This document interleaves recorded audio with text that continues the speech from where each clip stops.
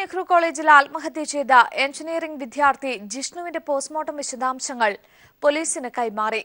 ജിഷ്ണുവിന്റെ മൂക്കിൽ മുറിവേറ്റ പാടുകൾ ഉണ്ടായിരുന്നുവെന്ന് ഫോറൻസിക് സർജൻമാർ പോലീസിനെ അറിയിച്ചു. എന്നാൽ മരണകാരണം കഴുത്തിൽ കുരുക്ക് മുറുകിയതാണെന്നാണ് റിപ്പോർട്ടിലെ കണ്ടെത്തൽ.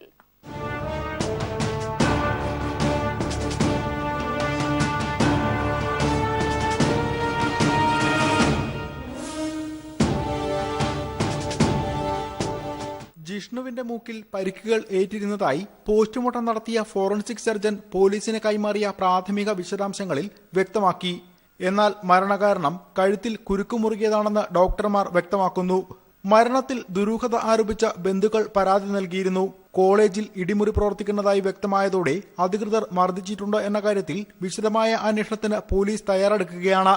ജിഷ്ണുവിനെ ഇടിമുറിയിൽ എത്തിച്ച മർദ്ദിച്ചിരിക്കാമെന്ന സംശയം കോളേജിലെ മറ്റു വിദ്യാർത്ഥികളും വ്യക്തമാക്കിയിരുന്നു. ശരീരത്തിൽ മറ്റ് പരിക്കുകൾ കണ്ടെത്താത്തതിനാൽ മൂക്കിലെ മുറിവുകളെക്കുറിച്ച് പോലീസ് വിശദമായ അന്വേഷണം നടത്തുമെന്നാണ് സൂചന.